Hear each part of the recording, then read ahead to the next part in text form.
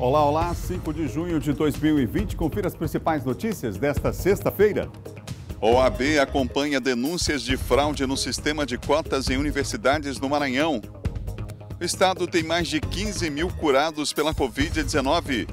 O governo anuncia 5 novos hospitais no interior. FAMEM distribui mais material aos municípios na luta contra o novo coronavírus. Fique ligado na TV Difusora. O Bom Dia Maranhão está começando agora.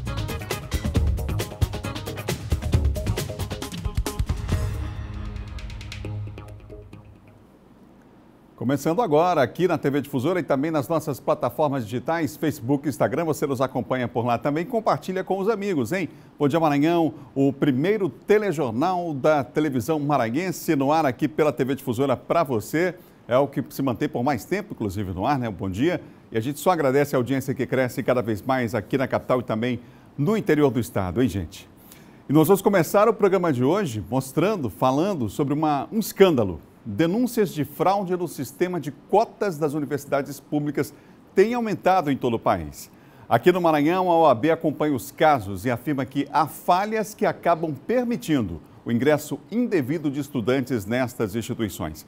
Um perfil criado nas redes sociais rapidamente que recebeu dezenas de denúncias. Veja na reportagem de Ciro Mineiro e Rogel Nunes. Em menos de 24 horas que havia sido criado, o perfil já contabilizava mais de 7 mil seguidores e mais de 30 denúncias. Todas as pessoas que aparecem nas postagens seriam estudantes universitários que supostamente teriam ingressado indevidamente por meio do sistema de cotas de universidades públicas do Maranhão. Quase todos eles seriam de cursos como Medicina, Direito e Odontologia, os mais concorridos. Desde que a página foi criada, a Ordem dos Advogados do Brasil Seccional Maranhão tem acompanhado os relatos.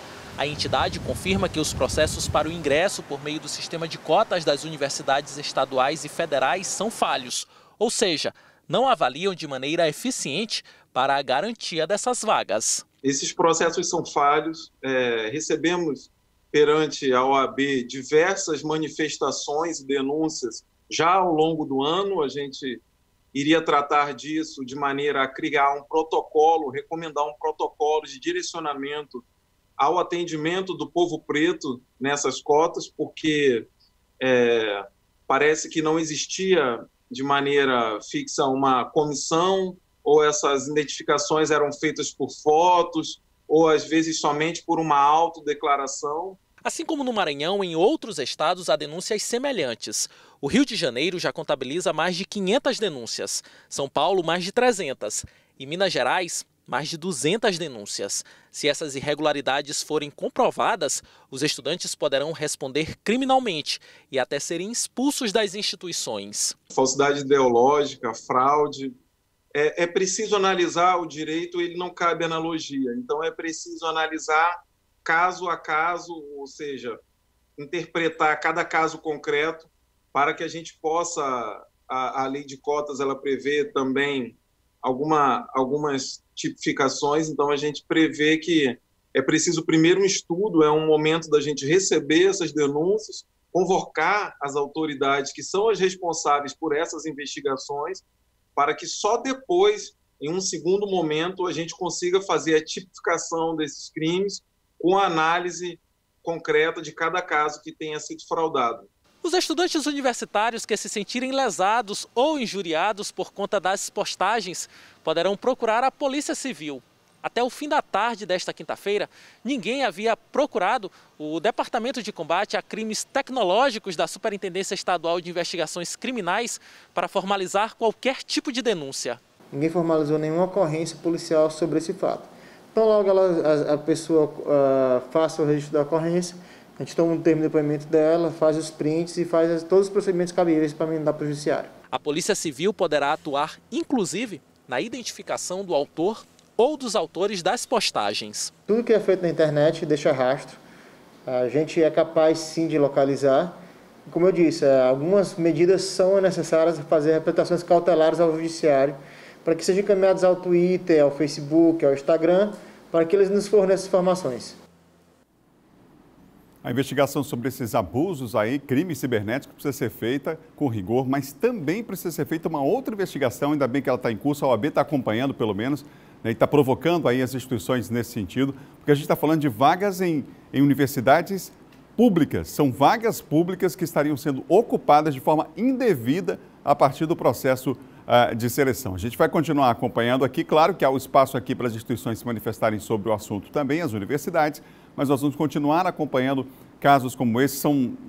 As denúncias estão explodindo no Brasil inteiro, em diversos estados da federação, num sistema que foi criado, inclusive, para resolver um problema, um sistema que foi criado para reparo, inclusive, histórico de um déficit, de um débito que o país tem aí, esse sistema de cotas, e a gente observa aí denúncias nesse sentido. Vamos continuar acompanhando esse caso. São 7h mais 5 minutos, 7h05. Olha, profissionais de enfermagem fizeram um protesto nesta quinta-feira, em frente a 2 hospitais particulares aqui de São Luís. A categoria reclama sobre a mudança na carga horária adotada pelas instituições nesse período.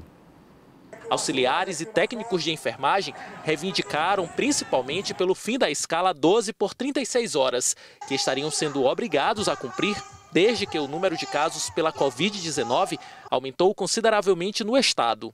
Denúncias apontam que profissionais que se negam a trabalhar nessas condições acabam sendo demitidos. As consequências para quem não está de acordo a assinar é ir para a rua, ser demitido. Ou você assina o termo de adesão da nova escala, ou você vai para a rua. Os que não assinarem a escala vão, de um jeito ou de outro, vão para a rua, são demitidos, né? Então, a pessoa se vê obrigada, se vê coagida a assinar uma coisa que você não está de acordo. O que é estabelecido conforme convenção coletiva de trabalho é que estes profissionais cumpram escalas que podem ser de 12 por 48 horas ou de 12 por 60 horas. As condições de trabalho, segundo a categoria, que já não eram das melhores, se tornaram piores com a explosão de casos do novo coronavírus. Profissionais da saúde se sacrificando em rotinas exaustivas de trabalho. A maioria desses hospitais, os grandes hospitais aí que estão busca acreditação por excelência no atendimento, mas não existe nada voltado para o conforto, para a saúde e para a segurança desses trabalhadores dentro desses hospitais. Em resposta às manifestações realizadas na manhã desta quinta-feira, os 2 maiores hospitais particulares da capital resolveram voltar atrás da decisão e suspenderam a escala que vinha sendo imposta. A representante do Sindicato dos Auxiliares dos Técnicos ressaltou que ficou acordado que passa a valer novamente o esquema de 12 horas de trabalho por 60 horas de folga. No próximo dia 15 está marcada uma mediação no Ministério Público do Trabalho para que seja discutida a situação dos profissionais que se submeteram à escala de 12 por 36 horas e também daqueles que acabaram saindo das funções por não aceitarem esse regime. Teve muito trabalho, muito técnico de enfermagem, que quando foi procurado lá para passar, não, tu vai passar para todo, não aceitou e foi logo demitido de imediato. Olha, por meio de nota, os hospitais se manifestaram. Tanto o DI Hospital quanto o Hospital São Domingos informaram que trabalham estritamente dentro da lei e que as jornadas de trabalho são compatíveis com as normas trabalhistas. É fácil constatar isso. Hoje em dia, até com o celular se registra, é possível fazer esse registro aí. O Ministério Público do Trabalho está atento às investigações. Vão continuar, deve apurar casos como esse, principalmente casos de pessoas que, como se as denúncias forem comprovadas, foram demitidas por não aceitar uma nova escala. Os hospitais estão se defendendo e a gente vai, a partir desse momento, o próprio Ministério Público do Trabalho tem um papel importante e fundamental de ouvir, inclusive, as partes a respeito do assunto. A gente vai continuar acompanhando também, porque, imagina, toda uma tensão que esses profissionais já passam, a dificuldade de sair de casa nesse período agora, né, de estar diretamente lidando com as pessoas em relação à Covid-19, essa situação aí dessa pandemia, ainda tem que passar por um outro estresse, que é o aumento, por exemplo, da carga de trabalho, caso isso venha a se confirmar, caso essas denúncias sejam confirmadas, elas são realmente muito graves. Nós vamos continuar acompanhando, demos espaço aqui para os dois lados, para o sindicato também, para os hospitais da rede particular, tá bom? São 7h mais 9 minutos, 7h09. E também teve protesto na cidade de Caxias. Profissionais de saúde do município foram às ruas para reivindicar melhores condições de trabalho e salários. Vamos ver na reportagem de José Carlos. Os servidores se posicionaram próximo à UPA, no bairro Pirajá. O hospital funciona como unidade de referência para tratamento de pacientes com Covid-19 no município de Caxias. Mas, de acordo com o Sindicato dos Trabalhadores Municipais, faltam condições adequadas para médicos, enfermeiros, técnicos de enfermagem e outros profissionais que atuam no atendimento a pessoas infectadas pelo novo coronavírus. O Sindicato dos Servidores Públicos Municipais cobrou também mais transparência em relação ao gerenciamento de recursos financeiros enviados pelo governo federal à Prefeitura de Caxias para combater a pandemia do novo coronavírus. Mesmo o município tendo recebido uma verba milionária, o sindicato denuncia que a prefeitura não paga o adicional de insalubridade aos trabalhadores da saúde, que arriscam a própria vida no enfrentamento à pandemia. E aí o prefeito, em vez de buscar isso, essa lei, fazer essa lei, incorporar definitivamente o adicional de insalubridade para os trabalhadores da saúde, foi ir para a televisão e dizer que vai dar uma gratificação. Não disse o tamanho dessa gratificação, não disse sobre o que ela vai ser sobre o que, é aleatória, é o tanto que ele quiser, ele não disse nada. E gratificação se tira e se põe na hora que quer e para quem quer. Este trabalhador denuncia que nos postos de saúde a situação também é precária e cobra providências da prefeitura. A maioria dos profissionais de saúde hoje estão tendo que enfrentar essa pandemia com a extrema dificuldade pela necessidade de materiais de EPIs completos. A gente não precisa só de máscaras e não só de máscaras descartáveis. A gente precisa tanto de máscara, de colete, a gente precisa de viseira para visitar as pessoas nas casas, assim como os enfermeiros e os médicos precisam atender os profissionais nas unidades. Onde está o dinheiro? Onde está investido o dinheiro que chegou? Sobre as denúncias mostradas na reportagem, a Prefeitura de Caxias ainda não se manifestou.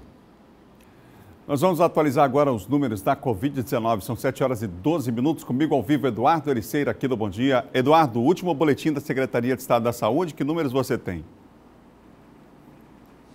Pois é, Adalberto, muito bom dia a você, bom dia a todos que acompanham o Bom Dia Maranhão, uma ótima sexta-feira a todos, bom fim de semana aí desde já para todo mundo que acompanha aqui o Bom Dia Maranhão. Pois é, Adalberto, a fonte aí a ser seguida, que é justamente a Secretaria Estadual de Saúde, e a gente tem maior preocupação em repassar essas informações porque é a fonte oficial de divulgação dos dados do novo coronavírus, que é justamente a Secretaria de Saúde do Maranhão, e a gente tenta explicar da melhor forma possível, repassar essas informações aos nossos telespectadores. Casos confirmados, segundo o último boletim epidemiológico emitido pela SES, chega a 43.313 o número de casos confirmados ativos. São 26.589 casos. O número de óbitos chega a 1.095, lamentavelmente, 1.095 pessoas que foram infectadas pelo novo coronavírus, que acabaram morrendo. E o número de recuperados também é um número bastante elevado. A notícia boa, 15.629 pessoas conseguiram se recuperar da Covid-19. Desses mais de 26.000 casos ativos,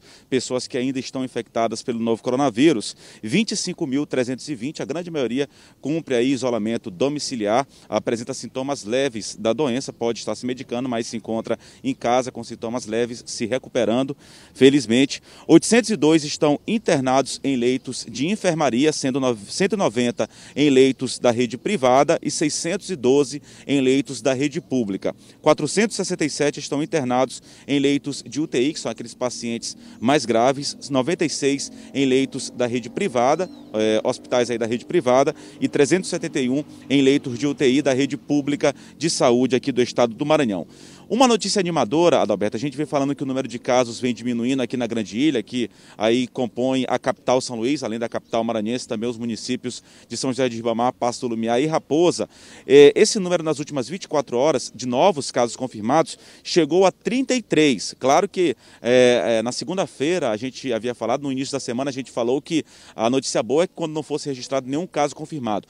Mas reduziu bastante, mas a gente volta a chamar a atenção, que ainda reforça aqui que é preciso ser seguir as recomendações. A gente tem olhado principalmente ainda dentro dos bairros, muitas pessoas transitando sem utilizar as máscaras, claro, é a minoria, a grande maioria utiliza a máscara. Saiu de casa, precisa colocar a máscara e ainda é importante que a pessoa saia de casa apenas em casos aí de extrema necessidade. Diminuiu bastante, mas é preciso seguir as recomendações para que não aconteça uma nova onda de contágio aqui na grande ilha de São Luís e não volte a lotar os hospitais, tanto da rede pública como da rede particular de saúde. Então é muito importante, vem diminuindo os dados de novos casos aqui do novo coronavírus, é importante que se mantenha essas recomendações. Em Imperatriz, que vem aumentando bastante, nas últimas 24 horas foram 152 novos casos, bem como no interior do estado foram 2.499 novos casos do novo coronavírus. O número de mortes aqui na grande ilha de São Luís também vem tendo diminuição, felizmente, uma notícia muito boa.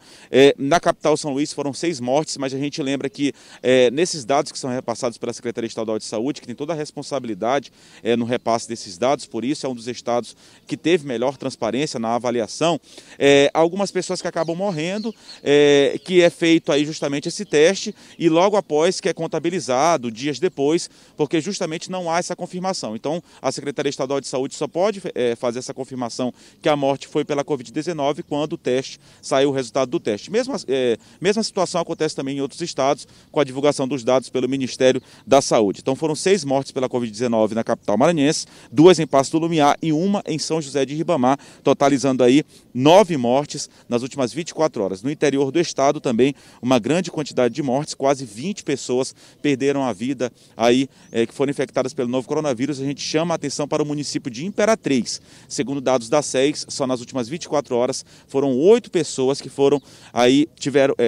registrados aí óbitos, vítimas aí da Covid-19, 8 em Imperatriz só nas últimas 24 horas. Só para finalizar, Adalberto e telespectadores, dados nacionais, a gente já havia comentando também, Adalberto, no início da semana, que se seguisse nessa quantidade de mortes, mais de 1.000 por dia em todo o país, o Brasil ia acabar passando a Itália, ainda nesta semana. Foi o que aconteceu. Com esse novo balanço divulgado pelas últimas 24 horas, o Brasil ultrapassou a Itália em número de mortes agora, é o terceiro país com mais vítimas, mais registros de óbitos pela Covid-19, ultrapassando a Itália já bem próximo ao Reino Unido. A gente fez um balanço aí, se continuar essa curva lamentável de mais de 1.000 mortes por dia, o Brasil até a próxima semana ultrapassa também o Reino Unido e chega ao segundo país com maior número de óbitos provocados pelo novo coronavírus. O país já tem 614.941 casos confirmados do novo coronavírus e o número de mortes ultrapassou 34 mil. São 34.021 mortes registradas em todo o país. Desse total do número de casos, mais de 614 mil, 325.957 estão em acompanhamento, 254.963 foram recuperados, um número também bastante elevado, quase 255 mil pessoas, e há ainda 4.159 óbitos sendo analisados, que foi aquela explicação que eu dei anteriormente. A pessoa acaba falecendo, depois é que vai sair o teste se foi por conta da Covid-19 ou não. O dado lamentável fica por conta disso, que o Brasil agora é o terceiro país com o maior número de óbitos pela Covid-19 e é o segundo em número aí confirmado, ficando atrás apenas, números confirmados, ficando atrás apenas dos Estados Unidos. A gente volta com você, Adalberto Melo, daqui a pouco a gente volta aqui no Bom Dia Maranhão. Obrigado, Eduardo, pelas informações. São 7 horas e mais 18 minutos, 7h18. Confira agora o nosso giro de notícias. Motoristas que passavam ontem pela BR-316 em Bela Vista do Maranhão foram surpreendidos com uma ação de atendimento realizada pela Secretaria Municipal de Saúde e equipes da Delegacia da Polícia Rodoviária Federal de Santa Inês. Entre os serviços e procedimentos técnicos oferecidos e realizados pelas equipes, aferição de temperatura corporal, vacinação contra H1N1 e distribuição gratuita de máscaras. O atendimento foi disponibilizado apenas para os profissionais do volante, especialmente caminhoneiros e carreteiros. O governo brasileiro quer tornar o Centro Espacial de Alcântara, no Maranhão, competitivo mundialmente e um grande atrativo de recursos para o Brasil no setor espacial. Uma portaria da Agência Espacial Brasileira autorizou empresas privadas, nacionais ou estrangeiras a lançarem foguetes, satélites ou outras cargas a partir da base de Alcântara, no estado. Os interessados em fazer lançamentos no Brasil devem enviar documentos para análise. No último fim de semana, nos Estados Unidos, uma empresa privada, a SpaceX, fez uma parceria com a NASA e lançou um foguete tripulado. A campanha nacional de vacinação contra a gripe foi prorrogada pelo Ministério da Saúde para 30 de junho. No Maranhão, desde o início da campanha, no mês de março, já foram aplicadas 1.372.558 doses, com cobertura vacinal de 78,30% do público-alvo no estado. A prorrogação do prazo para vacinação é mais uma oportunidade para que as pessoas contempladas nos grupos prioritários possam receber a vacina influenza. O Ministério da Saúde recomenda que as doses existentes nos municípios devem continuar sendo destinadas aos grupos prioritários. A prorrogação do encerramento da campanha visa garantir o alcance da meta de imunização. Bom dia, Maranhão, ao vivo para todo o estado nesta sexta-feira. Um abraço para você que acompanha a gente nas nossas plataformas digitais. O Paulo Ricardo Lima está em Matões do Norte. A Iracema Silva acompanhando a gente. Manuel Filho está lá em Brasília acompanhando. Ana Lúcia Santos está ligadinha em Santa Rita. Fran Rodrigues está em São Paulo acompanhando a nossa programação e a gente agradece aqui a audiência do Bom Dia. Compartilhe com os amigos também, tá bom? Nessa manhã de sexta-feira. No próximo bloco, o governo anuncia 5 novos hospitais para o interior do estado. E mais, Silvan Alves vem aí atualizando os principais destaques da área de segurança. Voltamos em instantes. São 7 horas e mais 20 minutos em todo o Maranhão.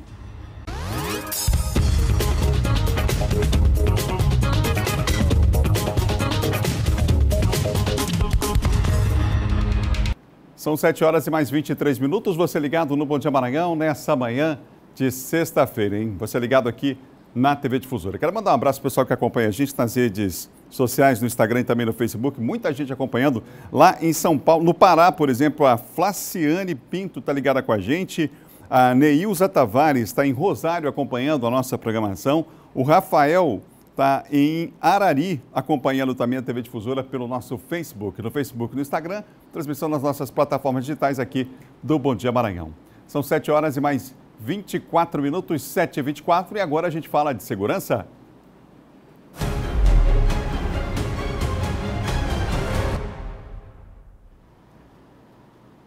Comigo o Silvan Alves, que apresentou agora há pouco, o Bandeira 2. Silvan, bom dia para você, boa sexta-feira. Bom dia a você, bom dia a todos. Silvan, a Polícia Civil aqui do Estado, por intermédio da Delegacia da Polícia Civil de Buriticupu, deflagrou uma operação quebrando a rota. E conseguiu quebrar mesmo? Quebrou.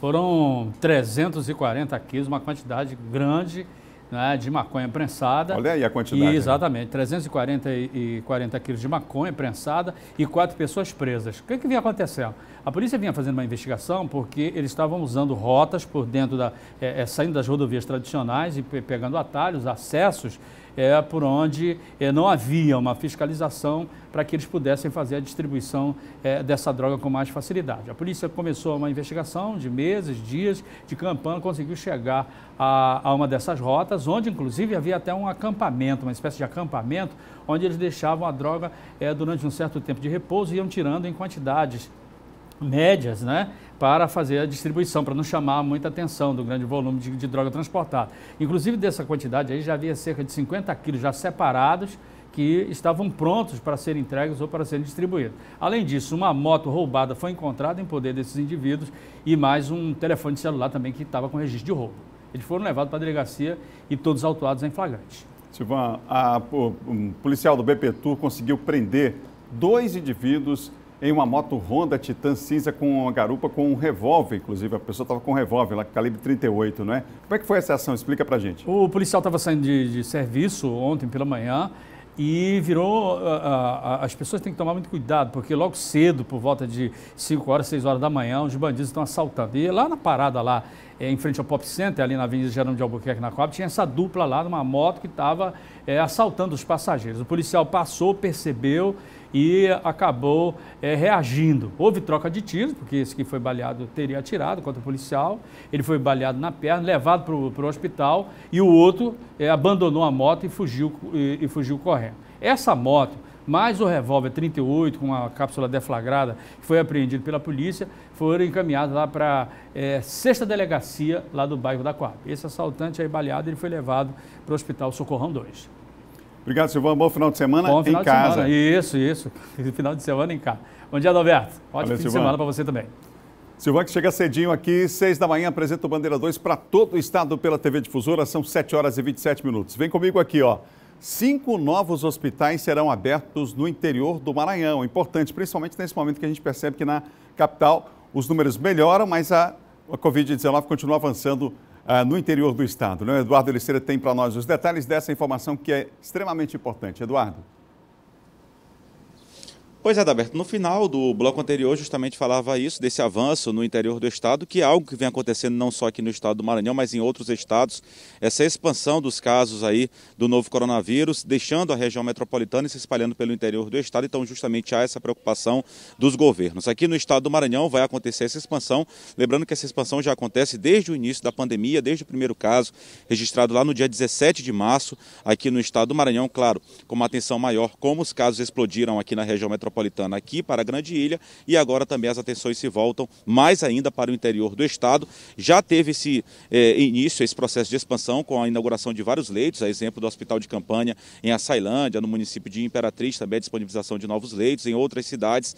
E nesta semana já teve a inauguração de mais um hospital de campanha no município de Santa Inês. Lá em Santa Inês também o número de casos confirmados e mortes também preocupa. Houve essa inauguração no início da semana, na última segunda-feira, e mais quatro municípios vão receber aí também novos leitos. Serão mais de 100 leitos que serão inaugurados aí pelo governo do estado nas cidades também, além de Santa Inês, nos municípios de Lago da Pedra, Pedreiras, Santa Luzia do Paruá e Viana, totalizando aí nesses 5 municípios mais de 100 leitos que serão ofertados à população no combate à Covid-19. A gente tem os dados aqui, Adalberto, a gente falou agora há pouco também sobre essa questão e dessa preocupação que se deve ter para que o sistema de saúde, tanto público quanto privado, não entre em colapso, né? Para justamente ter leitos disponíveis para atender a população. Por conta disso, a população, as pessoas também precisam ajudar seguindo as recomendações. A gente sempre bate nessa tecla, sempre reforça que as pessoas, a sociedade como um todo, precisa estar engajada na luta e no combate ao novo coronavírus para a gente sair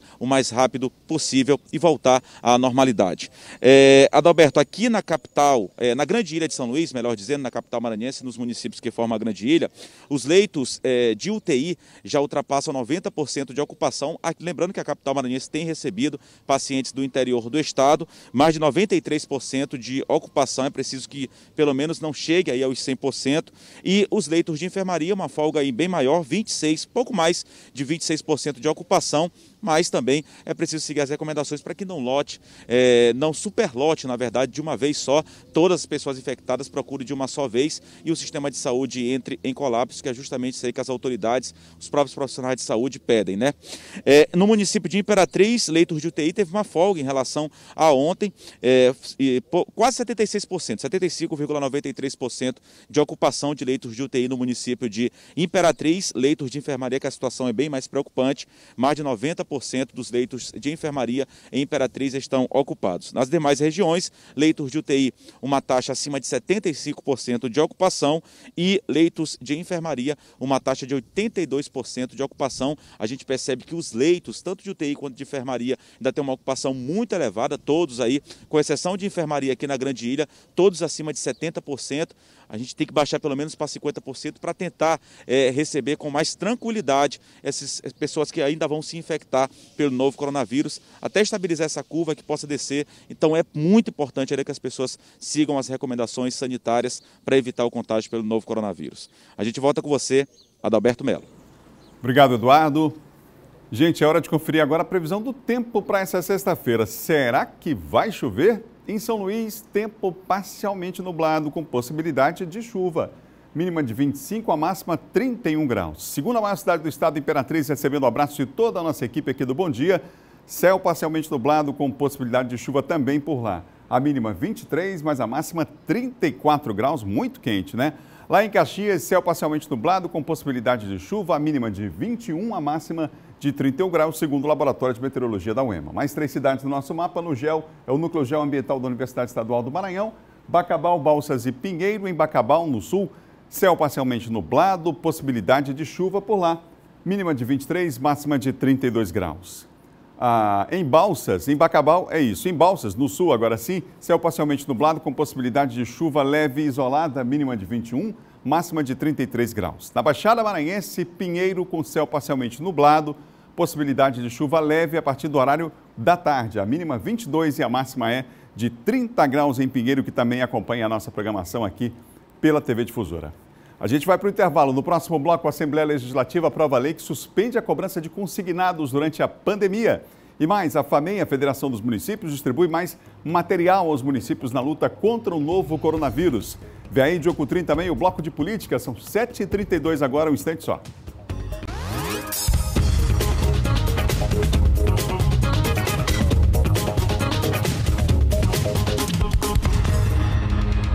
São 7h35, agora de volta, Bom Dia Maranhão, ao vivo para todo o estado. Mandar um alô, pessoal que acompanha a gente nas nossas plataformas digitais. Está com a gente aqui, ó, a Sandra, lá em São Paulo, o Carlos Albuquerque está com a gente acompanhando aqui no Turu, aqui na capital maranhense. A Rosângela Dias está lá em Brasília acompanhando a nossa programação. Muita gente no Facebook aqui acompanhando o nosso Bom Dia Maranhão. São 7h35. Olha, a Federação dos Municípios do Maranhão distribuiu mais um lote de insumos para conter aí o avanço da Covid-19 no interior do estado. Quem tem os detalhes sobre o assunto é Eduardo Ericeira, que está de volta aqui com a gente. Eduardo. Pois é, Adalberto, uma lista grande aí de equipamentos que foram doados, que vão ajudar no combate aí à Covid-19, essa pandemia, também espalhada pelo interior do Maranhão. A gente está aqui com a lista, foram álcool em gel, avental hospitalar de procedimento, luvas, máscaras dos tipos cirúrgica e N95, bem como óculos de proteção, touca hospitalar e também propé. Até o momento já são 1.812.069 equipamentos comprados, um reforço muito grande que vai servir para esses profissionais de saúde que estão no front aí, trabalhando diariamente para salvar vidas no interior do estado, no caso aí dessa ação que aconteceu. O secretário estadual de saúde, Carlos Lula, ele participou dessa cerimônia, dessa solenidade e comentou, ele falou a respeito de mais essa contribuição, mais essa ajuda que vem para, com certeza, ajudar os profissionais de saúde e certamente também ajudar a salvar vidas de maranhenses. Vamos ouvir. Nesse momento de pandemia, é que a gente tem que fortalecer essa rede. Não existe rede municipal e rede estadual, existe uma rede só, composta pelo Estado e pelos municípios, que é quem compõe 98% da força de saúde do Brasil, está no Estado e nos municípios. A União só tem 2%, ela tem alguns poucos hospitais no Rio de Janeiro. O resto do Estado, quem comanda a saúde, são os municípios e os estados, de modo que a população depende da gente nesse momento. Então é um momento de dar as mãos, né? Deixar de lado rusgas, debates, discussões e ter um sentido só, que é o sentido de salvar vidas.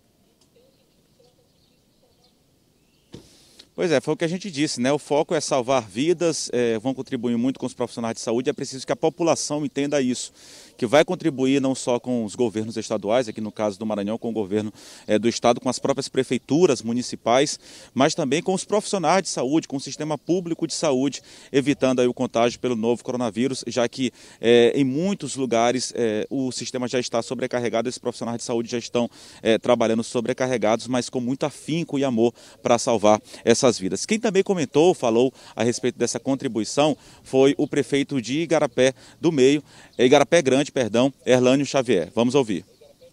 A FAMEM não contava com essa pandemia e a pandemia, você está falando de vidas. Então a FAMEM pegou o recurso, em média de quase R$1.700.000 que era para começar a construção da sua sede própria e investiu em EPIs para distribuir para os municípios, para que os prefeitos levassem lá para seus hospitais. Tinha sido feito um diálogo, tinha conversado e eu sabia que esses 2 milhões ia ser importante para os municípios. Porque quando o Estado vai comprar, ele não comprou só os 2 milhões, ele licitou aí mais de 30 milhões de EPI. E os nossos 2 milhões do município estava lá, junto com aquela grande licitação que ele fez. Então conseguiu preço, conseguiu qualidade e hoje está aí os municípios sendo beneficiados com 2 milhões de EPI que vão ajudar muito nesse momento difícil lá nos hospitais municipais. Certamente, e essa compra dos EPIs realizada pelo governo do estado, por intermédio da Secretaria de Estado da Saúde, foi acordada com a FAMEM durante reunião da Comissão Intergestores Bipartite. Qualquer ajuda é bem-vindo, o próprio secretário estadual de Saúde, Carlos Lula, já comentou, vários setores empresariais que também vêm ajudando, colaborando, não só com EPIs, mas na compra de alimentação, material de higiene. Então, qualquer ajuda que venha do setor público ou do setor privado é bem-vindo, todos aí nessa luta contra o novo coronavírus, que é o único inimigo que devemos ter neste momento. Então todos devem estar unidos realmente para combater essa pandemia em todo o estado do Maranhão. A gente volta com você, Adalberto, desejando um ótimo final de semana a todos, reforçando as recomendações que as pessoas optem ainda por ficar em casa, só saiam de casa em casos aí de extrema necessidade. Se sair, utilize máscara. É inadmissível hoje uma pessoa que saia de casa sem utilizar máscara, então se tiver que sair, utilize máscara, evite aglomeração, mantenha o distanciamento social e higienize as mãos com água e sabão ou álcool em gel. Seguindo essas recomendações, certamente a gente vai vencer rapidinho a luta contra o novo coronavírus. Que seja um final de semana aí de muita saúde para todas as pessoas e de consciência também, acima de tudo. Bom fim de semana, Adalberto Melo. Bom final de semana, Eduardo. Ligado com a gente no Facebook, que o Johnny Souza está assistindo a gente em Pirapemas. O Mauro Macedo deu uma sugestão aqui, Mauro, para a gente fazer uma reportagem. Você diz aí qual é o bairro, tá bom? Passa para a gente aqui também, passa para nós. Céu Costa lá no Rio de Janeiro, Ana Luci está ligada com a gente também, Ana Luci Rosa Silva está ligada com a gente também aqui pelas redes sociais. São 7 horas e mais 40 minutos, 7h40. Vamos falar de política agora com John Coutrin.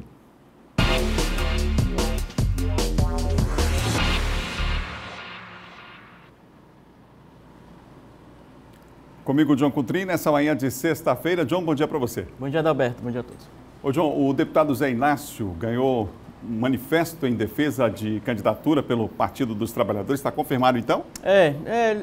O Zé Inácio já vem se propondo, Adalberto, a disputar a Prefeitura de São Luís pelo Partido dos Trabalhadores, né?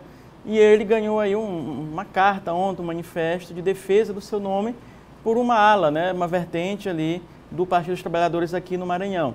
O deputado Zé Inácio já está no seu segundo mandato, Adalberto, e ele vem colocando seu nome como uma alternativa de candidatura própria do Partido dos Trabalhadores. Importante dizer o seguinte, né, ressaltar que o Partido dos Trabalhadores tem todo um processo de escolha de um nome. A gente conhece bem isso, né, quem acompanha aí a política do Maranhão, sabe como é que é o PT, a questão das prévias, né, o encontro de tática eleitoral, encontro de tática que define se o partido terá candidatura própria ou apoiará outro partido, e a definição das candidaturas, encontro de definição de candidaturas. Então, são vários passos a serem dados, e o Zé Inácio inicia isso. Ele é um nome aí que vem crescendo no partido, né, o deputado Zé Inácio, muito ligado aí ao ex-presidente Lula. E, por outro lado, além do Zé Inácio, já se colocaram também com possibilidade de próprio vereador Norato Fernandes, que é o presidente da diretória municipal aqui em São Luís. Temos também a Criciele Muniz, né? Uma série de nomes aí que podem concorrer, e o próprio Laurence também. O Laurence, que hoje está na MOB, né? Poderia ser uma possibilidade. Então, isso, claro, ainda vai ser discutido até que se encontre um consenso aí em torno da candidatura. O Zé Inácio aí, ele é ligado, né, mais ao turma ali do PT próximo ao governador Flávio Dino também. Aliás, o PT hoje, a maioria está próxima ao governador Flávio Dino. Então, seria uma candidatura também, Adalberto, né, ali da base do governo, ligada ao governo do Estado, né, ao governador Flávio Dino, desse campo aqui, desse espectro aqui, mais voltado para o grupo do governador. Há a possibilidade também do PT, Adalberto, apoiar um outro partido. E, provavelmente, isso deve ocorrer com o PCdoB. O PCdoB tem o próprio Rubens Pereira Júnior, não é, que é já o candidato, já saiu do cargo, né, nessa semana, e já vai trabalhar a candidatura dele, montar a estrutura partidária, organizar plano de governo, e trabalhará também, o Rubens Pereira Júnior, PCdoB, trabalhará também o apoio do PT. Então essas conversas devem ocorrer, e isso passa, claro, óbvio, pela questão nacional, pela direção nacional do PT, ou seja, já que PT e PCdoB são alinhados a nível nacional, e essa composição também passará por lá. Mas é óbvio que, né, é importante o PT se movimentar, se valorizar nesse momento, né, já que o PT faz tempo que não tem candidatura própria, só elegeu um vereador na legislatura passada, né, e a última candidatura, se não me engano, foi a do Washington Oliveira, que foi uma candidatura pífia, né, votação muito ruim, e o PT não conseguiu aí alavancar aqui no estado do Maranhão e em São Luís. Então vamos aí aguardar qual será, portanto, a definição do partido. Isso demorará um ou 2 meses para se concretizar. Ô, John, é verdade que esses partidos já se preparam, inclusive, para convenções online, né? O Tribunal Superior Eleitoral já se manifestou sobre o assunto. Por conta dessa pandemia, a tendência é que tenhamos realmente o calendário sendo cumprido, mas as convenções devem ser realmente feitas à distância, né? Exatamente, como você bem observou, Adalberto, né? O próprio TSE, numa consulta feita pelo deputado, autorizou, né, essas essas convenções partidárias de forma online, não é? O próprio Barroso já entende isso, o novo presidente da Corte Eleitoral, ele entende que provavelmente isso ocorrerá, isso ficará a cargo ou a opção dos partidos.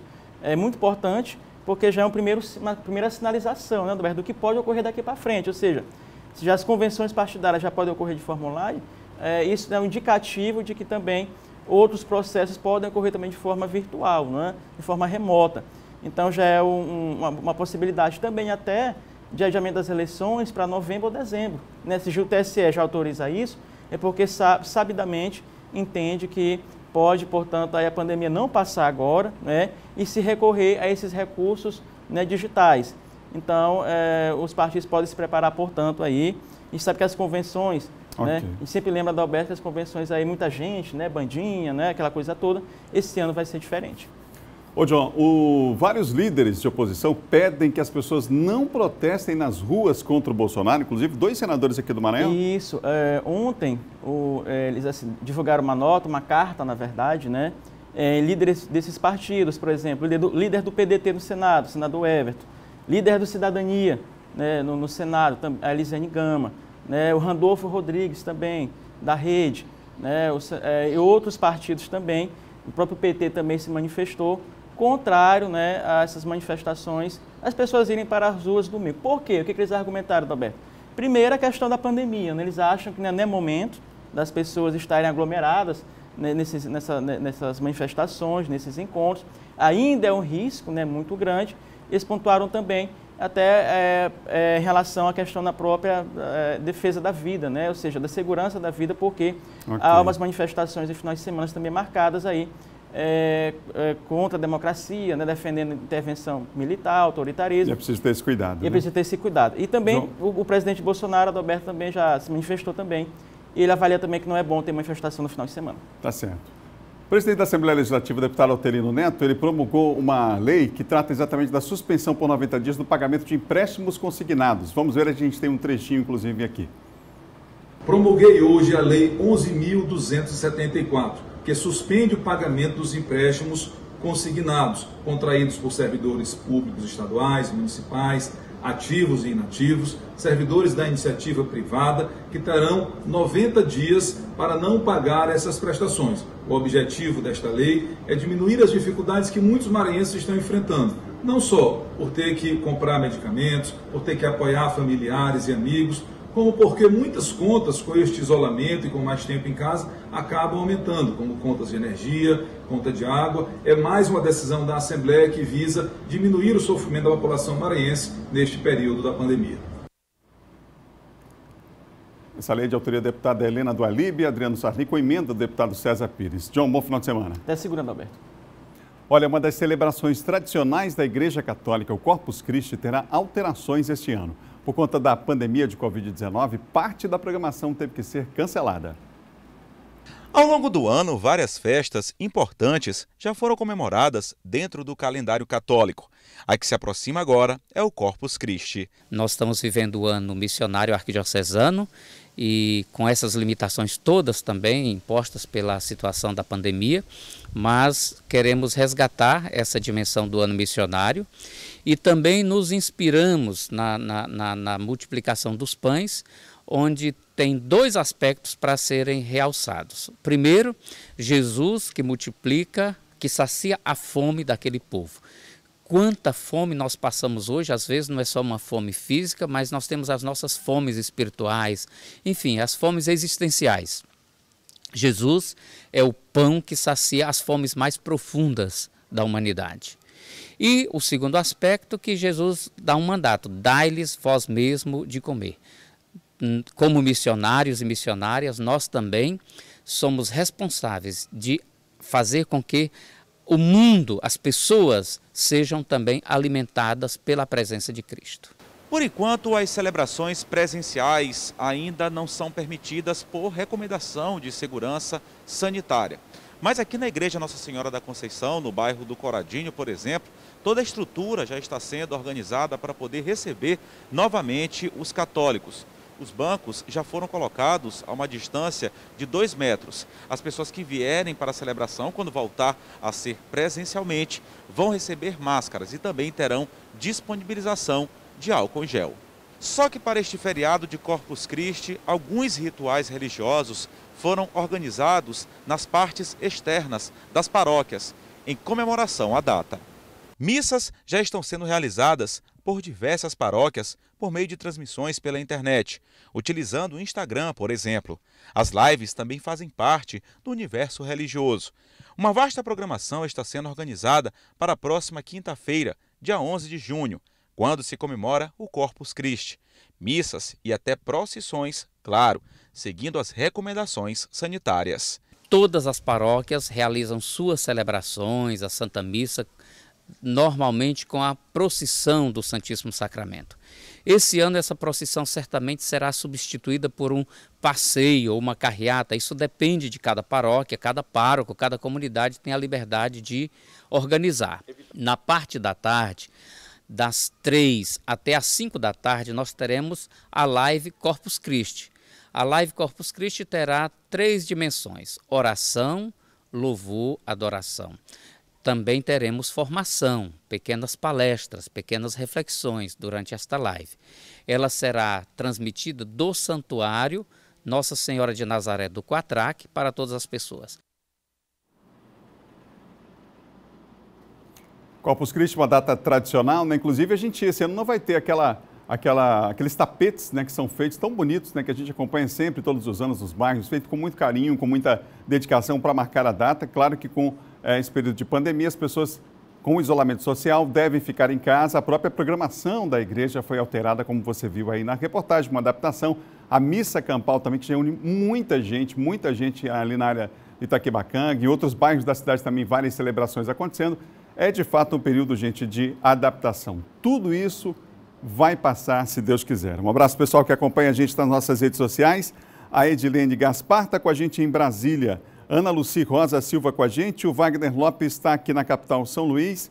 Também com a gente lá no Rio de Janeiro, a Cel Costa, o Mauro Macedo, o Johnny Souza em Pirapemas acompanhando a nossa programação. Compartilhe com os amigos também, tá bom? Compartilhe com os amigos aí a programação do nosso Bom Dia Maranhão, que agora também nas plataformas digitais, além aqui da TV Difusora. Abraçar os amigos da Imperatriz acompanhando a nossa programação na TV Difusora, em Caxias também acompanhando o nosso Bom Dia Maranhão. Para encerrar, a gente tem uma grande notícia, a gente deixou para o finalzinho de propósito. Temos uma reportagem? Nós temos uma chamada no caso, né? Nós temos uma chamada que a gente vai começar a rodar a partir de hoje em nossa programação. E é um assunto importante que você fique ligado, atento a essa chamada que a gente vai rodar agora para você, porque tem novidade pintando na tela da TV Difusora a partir desse fim de semana. E já começa amanhã, sábado, hein? O futebol está parado aí nesse tempo de Covid, mas a gente vai recordar um grande momento, um momento histórico do futebol maranhense. Quer saber qual é? Olha só. 2018 foi um ano especial. Foi o ano que o Tubarão conquistou o Nordeste. E toda essa emoção vale a pena ver de novo. A partir deste sábado, acompanhe os jogos da Copa do Nordeste 2018, o ano do título do Sampaio. Vamos rever os lances, os gols e a comemoração do título inédito do Tricolor. A festa do futebol já começa neste sábado com Sampaio e ABC pelas semifinais. Sábado, a partir de 6h15 da tarde. Vale a pena ver de novo a Bolívia querida conquistar a orelhuda. Copa do Nordeste é aqui na TV Difusora. Não só o torcedor do Sampaio, mas o torcedor maranhense, aquele que gosta de futebol, não vai esquecer essas imagens. São imagens impressionantes de um fato histórico, a conquista inédita do Sampaio Corrêa. Foi o primeiro ano de transmissão da Copa do Nordeste pelo SBT Nordeste, no caso a TV Difusora, participando desse pool de transmissão. E aí veio logo com um brinde desse, um presente desse enorme, que foi a conquista do Sampaio Corrêa Futebol Clube. Um título inédito que entra para a história do clube com certeza, e a gente vai recordar esse grande momento do futebol maranhense a partir de amanhã, gente, às 18h15, às 6h15 da tarde aqui na TV Difusora. A gente vai ter informações de bastidores em relação ao que aconteceu. Ao longo da semana a gente vai ver também reportagens relembrando esse momento histórico, ver como é que foi a preparação do Sampaio em alguns momentos, né? heróis dessa conquista, como o goleiro Andrei. Enfim, a gente vai ter detalhes aqui na nossa programação desse momento histórico do futebol maranhense com a conquista do Sampaio Corrêa da Copa do Nordeste. Começa amanhã com o Sampaio ABC, um grande jogo, um jogo que deu moral ao clube, que já passou pela primeira fase, entrou na segunda fase e nas semifinais, então, tinha pela frente um grande adversário, o ABC de Natal, mas o Sampaio conseguiu seguir em frente na competição, assim como o Bahia pegou na outra chave a equipe do Ceará e na final os dois se enfrentaram, Bahia e Sampaio, e você sabe o resultado que deu lá, inclusive, em Salvador, aquela festa bonita que o Sampaio fez. Esses jogos históricos você vai rever a partir deste fim de semana com a gente, 6h15, anote aí, chame os amigos, hein? Bom Dia Maranhão termina agora, outras notícias você confere no Portal MA10, amanhã 6h15, futebol na tela da TV Difusora, o pessoal já estava com saudade, viu? Amanhã Sampaio e ABC para a gente rever esse grande momento juntos aqui, porque você sabe, a TV Difusora é a casa da Copa do Nordeste. Bom final de semana com muita paz e saúde, até segunda!